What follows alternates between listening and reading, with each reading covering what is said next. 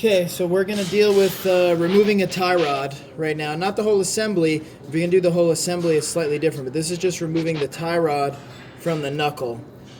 So a couple of things that you could do. One, you get yourself a pickle fork.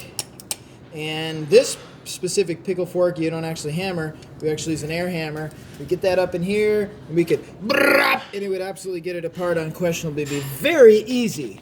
The problem is, it would tear the boot and it would be unusable, which is no problem if you're changing a tie rod, but we're actually disconnecting a tie rod to pull the knuckle to do like a wheel bearing. So there's a couple other options.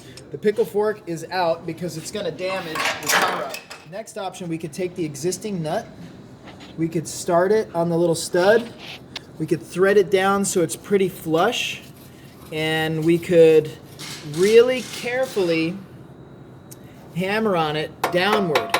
The reason that we wouldn't do it without the nut is because we could mushroom the stud and then it kind of messes it up and it makes a mess. The reason we do it upside down is because if you don't, it'll kind of mess up the castle part of the nut. And you know, this method could work, and you could even try to do an air hammer. They actually have a puller that will grab the knuckle here and the center arbor will drive the stud out. That'd be the best way, but if you don't have that, here's a nice tried and true reliable way. We're going to take our pry bar and we're going to get it into a spot. Easier said than done, but we're going to get it into a spot that's trying to pry the tie rod out of position, and then we're going to hit here on the side. The reason that works is the tie rod stud is tapered and round. The accompanying hole on the knuckle is tapered and round. If we hit it on the side, it'll deform the round hole to an oval, and a lot of times it'll let go of the stud and it'll drop out. And so we're going to test that theory. I'm swinging left hand, so don't make fun of me. Okay, it's not always that easy, so I'm going to get under here.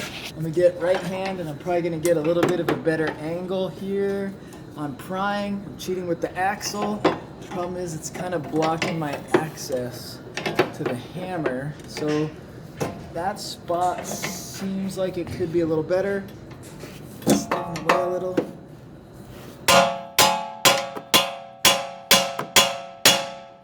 Now, gotta be very careful not to hit the backing plate, but as you can see, now that I unthread this nut, it's out, and that wasn't, you know, real invasive. Of course, like we said, the puller's better, but once again, you're trying to do flat rate, you're trying to save time, but you can't damage it.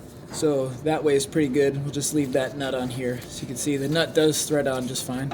Everything's good. So that's the real quick way. Same with ball joints sometimes and all that stuff.